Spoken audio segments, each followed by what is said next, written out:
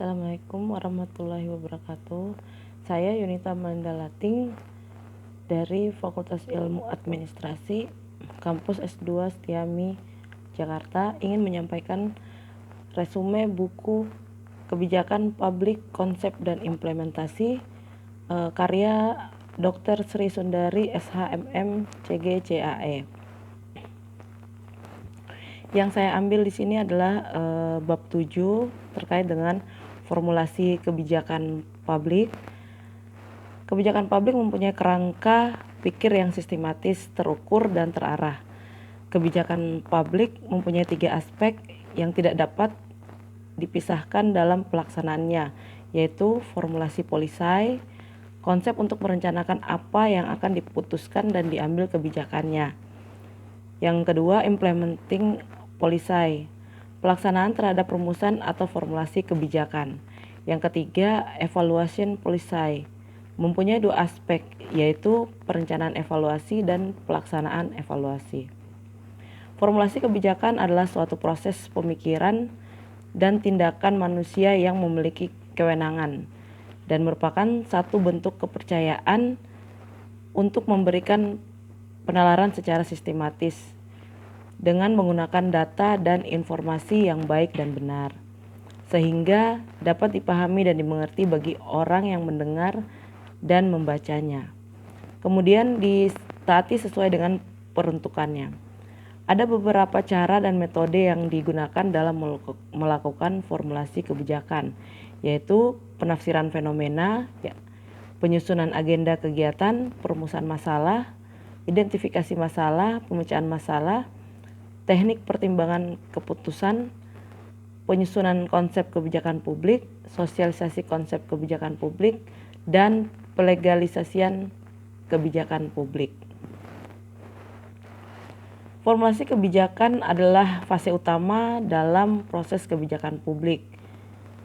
Menurut Nugroho 2015-14, secara mendasar, Nugroho juga menjelaskan secara komprehensif dan konkret 14 model dalam formulasi kebijakan publik. Pertama, model institusional. Model formulasi kebijakan publik yang legal dan mempunyai kewenangan di dalamnya. Yang kedua, model proses, yaitu model formulasi kebijakan publik ini lebih menekankan pentingnya proses dalam membuat rumusan kebijakan. Yang ketiga, model kesimpulan. Model ini mengedepankan aspek keseimbangan dalam perumusan kebijakan publik. Yang keempat, model elit. Model ini merupakan model yang dipresentasikan oleh elit. Artinya, perumusan kebijakan ditentukan oleh kepentingan elit, bukan pada tataran kebutuhan masyarakat. Yang kelima, model rasional. Model ini memfokuskan pada keuntungan publik atas kebijakan yang telah dilakukan. Yang keenam, model implemental. Model ini lebih menekankan pada penyesuaian terhadap apa yang menjadi kebutuhan dan kepentingan dalam perumusan kebijakan. Yang ketujuh, model campuran pemindaian. Model kompromi dan model kebijakan yang ada karena menampung dan mengakomodir kebutuhan dan kepentingan yang diharapkan. Model teori pemainan. Model ini merupakan model perumusan yang membutuhkan kecerdasan secara intelektual, emosional dan spiritual yang tinggi untuk merumuskan ke beberapa konsep dan strategi kebijakan yang akan dilakukan. Yang kesembilan adalah model pilihan publik. Model ini merupakan model perumusan kebijakan yang berdasarkan pada pilihan masyarakat. Yang ke-10, model sistem. Model ini dapat mengestimasi apakah sistem politik menghasilkan banyak produk atau tidak, sehingga dapat diketahui secara konkret dari ekosistem yang dibangun di dalam model ini. Yang ke-11, model demokratis.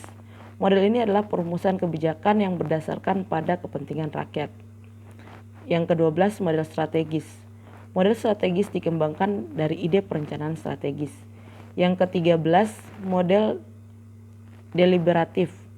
Model ini adalah model kebijakan yang berasal dari kesepakatan atau kebutuhan masyarakat. Dan yang ke-14, keranjang sampah. Model kebijakan ini dianalogikan dengan model anarki terorganisasi. Keranjang sampah menggambarkan karakter institusi pengambil keputusan. Terima kasih, itulah resume buku dari saya yang berjudul Kebijakan Publik, Konsep dan Implementasi. Billahi taufiq wal hidayah. Wassalamualaikum warahmatullahi wabarakatuh.